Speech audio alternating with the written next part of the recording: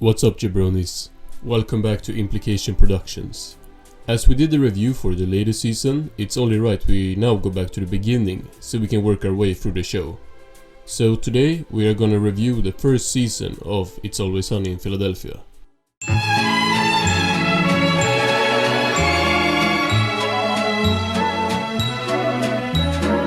So season 1 is the shortest season of the show.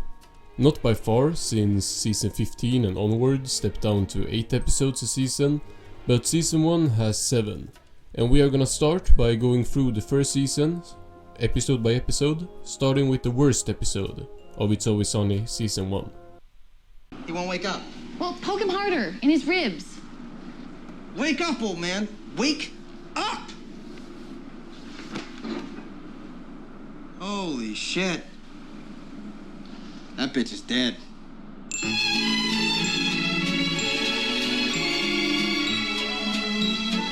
This episode is the weakest of the season for me for a couple reasons. Season 1 is before they have really perfected the comedy, and this episode is probably the best example of that. I don't find this episode very funny. Like, it's sunny, so of course it has funny moments, but as a whole it's definitely weaker on the comedy side. And on the plot side, it's not nearly strong enough to make up for the lack of jokes. The Dennis and Mac plot is very forgettable in my opinion. They both pursue the same girl, which leads to basically nothing. The other plot with Charlie and Dee visiting Dee and Dennis's pop-up is better, but it also doesn't really have any hilarious moments. The reveal with Charlie in Pop-Up's bad guy World War II uniform is definitely memorable and really exemplifies early Sunny, but except for that, it's not much I take away from this one, and it's not one I will come back to willingly, really. Well, it's somebody's fault! Guys! We're not gonna get anywhere yelling at each other, alright? We need to be rational. Alright. Okay! I think it's clear what needs to happen. What? We need to buy a gun.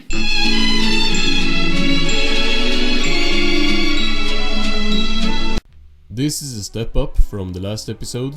Gun Fever is definitely a funnier episode, and it has some classic moments, like Mac pointing the gun at Dennis, Charlie shooting the gun, Dennis shooting Charlie. Well, it's a lot of gun related things. It has its moments. As a whole, it's once again not that consistent. I'm looking at an episode like this, and there are a lot of scenes that I feel like, if they made the episode a few years later, would just have more jokes thrown in. Some scenes just drag a bit, but I do enjoy the plots. It's also a staple of early Sunny to have the escalation plot where things gets worse and worse as the gang does more and more unreasonable stuff. It's entertaining, but nothing crazy. Thanks. Alright. Could I get the basketball though? We're supposed to meet like a bunch of people and we were supposed to bring them. Yeah, no, you're... Okay.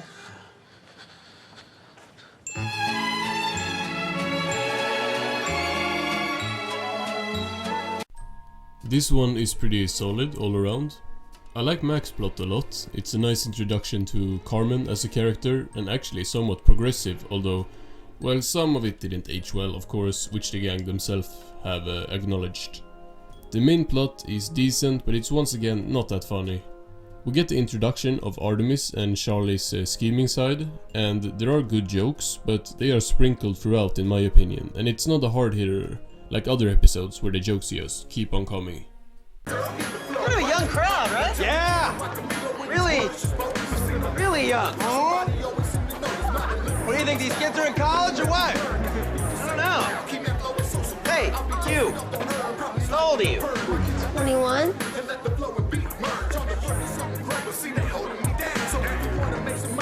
Everybody out!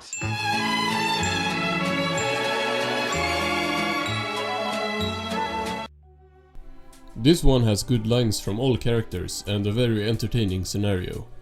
The gang serving a bunch of underage kids at Paddy's and then getting wrapped up in his high school life is very entertaining, and this especially goes for Charlie, who is really funny here. Him just being so invested in everything with the high schoolers was hilarious and sad at the same time. In underage drinking we see something that will become a staple of the stories in Sunny. characters having different side plots that leads to them ending up in the same place at the end. I love when this happens and when the 2 or 3 or even 4 plots come together, as it's always really fun to see and the payoff usually is great. You the mad munchkin. It's the mad munchkin. Little That's a mad munchkin. That's a mad munchkin dance. Little munchkin. Little munchkin man. It's about our son.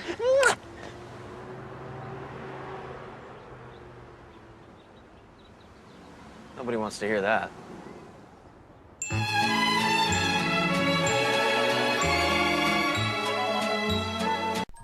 This episode does the opposite of the last one with its story and has 2 big plots that both solve themselves by the end of the episode and never connect with each other. Sunny has done this other times, but it still feels a bit unusual. Like after Charlie finds out about his son in the intro, it's just a conversation that kicks off the other plot with Mac and Dennis, and then they never collide, except for like one small scene. Mac is hilarious in this episode.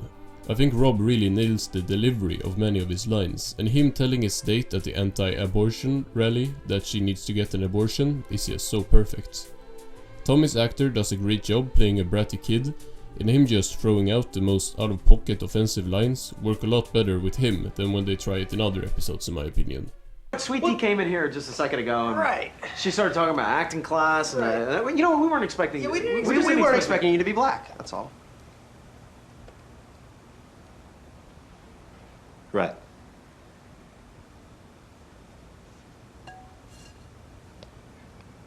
Thanks, guys.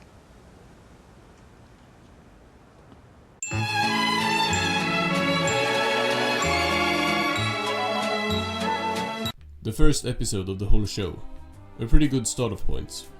As it is, it's a very stereotypical early season Sunny episode. It does pretty much everything you can expect going forward for most of the next seasons. The gang are terrible people who do stupid and ignorant things.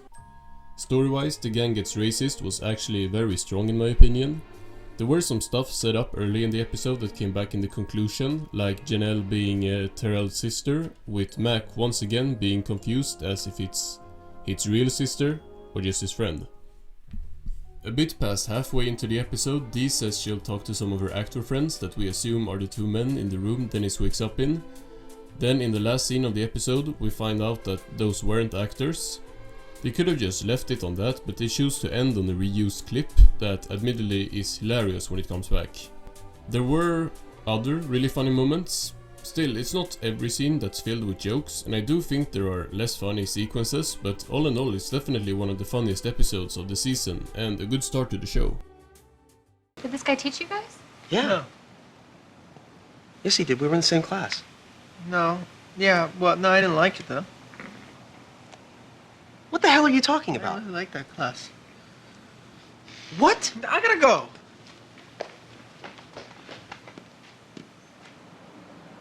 Holy shit.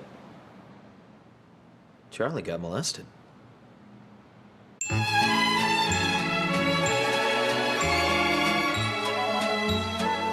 This is the best episode of season 1 to me, and it's not really close.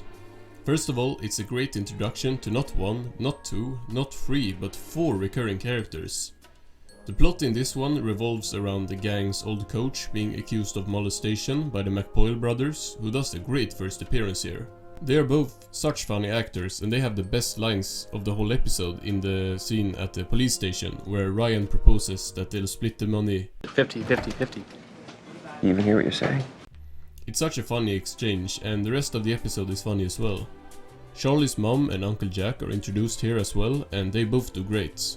Uncle Jack has like 3 lines and is already so incredibly creepy.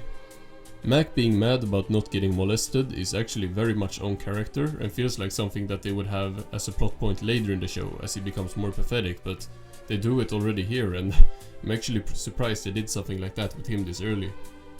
Then him sexually harassing the coach to try and prove that he is attractive is just so depraved. It's Sunny at its best, really. So season 1, I'd say, is a good start-off point for the show. I'm saying start-off point because with how good the show becomes later, it's almost like the whole season is a pilot in my opinion. Like even Charlie got molested, which is my favorite episode of the season, would not even break my top 50 of the show. Matter of fact, might not even be 100, because in season 1 they haven't even begun to peak. You can tell they are still finding their footing and trying stuff out, which is most noticeable with the characters. It's impossible to talk about the characters in season 1 without mentioning the elephant in the room, but we are not going to mention him and instead talk about him when he shows up in next season, since that makes most sense in my head. But let's start with Charlie, who arguably is the main character in season 1 and the character that's most like his later season self here. Charlie right from the jump is really funny, and that has more to do with Charlie Day than anything, I feel like. Of course he has funny lines, many of them probably written by Charlie Day, but Charlie Day's delivery is on point right from the start. Oh, well, excuse me for being the most terrible man on the planet! I'm a terrible man! What are you doing? What is that? From when I first started watching this show, I really liked Charlie, and it hasn't changed. He is such a fun character, and while some parts of him is still missing here, he can read, for example, he is still very enjoyable to watch. The reason I said he is the main character in season 1 is just because look at the episode titles. Charlie Wants an Abortion has that other plot with Mac and Dennis, but both Charlie Has Cancer and Charlie Got Molested are episodes centered almost entirely around Charlie, with Mac just having a small subplot in both. We don't have any episode focused on another character, and I don't know if it's just me, but Charlie just feels very central to the first season. Someone that does not feel as central is Dee. Dee is the character that's the furthest from her later season self here in the first season. I would argue it's not even the same character as the bird we would come to know and tolerate. No, but seriously, she's like a totally different character here, or not much of a character at all. Dee of course is so much funnier when she's as low as the rest of the gang later in the show, but here she kinda works as a straight man character. Now I still greatly prefer her later in the show, where she can do just that but also herself be as bad as the gang. But as she is the voice of reason here, she doesn't get into as much antics as the rest of the cast, and more often is either sidelined or thrown into a plot with the character to call them stupid, which actually works, so I'm not complaining that much. Dennis is pretty similar to his sister in season 1, as he is often more level-headed than Mac and Charlie. This does pertain for the rest of the show as well, so it's nothing crazy. What is crazy though is the lack of crazy. It's easy to forget if you haven't rewatched the earlier episodes in a while, but Dennis was kind of normal. Now he is a scumbag in a couple episodes, but it's not even close to the extent of the Golden God. Dennis in season 1 is pretty uninteresting actually, except when he delivers sarcastic lines, which essentially makes him fill the same role as Dee, except he's more in on the antics. Mac is really funny in season 1. He is such a piece of shit here. It's very interesting to see that Mac was easily the worst person in the first season, like it's not even close.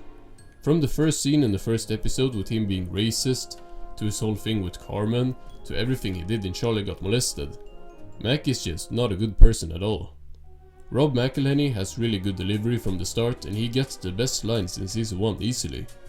I think there is a memorable and hilarious Mac line from pretty much every episode here. All in all, it's not a weak season by TV standards, but for the show it's definitely weak, or at least weaker than most other seasons. The short runtime with only 7 episodes does make it easy to get through because, in my opinion, it's just the prologue to Sunny, and once you are done with season 1 you get to the good stuff, which we will talk about in the next video, so stay tuned for that. It's done, guys. Goodbye, Patty's Pub. Goodbye, Philadelphia. Goodbye, Charlie. Mac, Dee, Frank. The bar is done.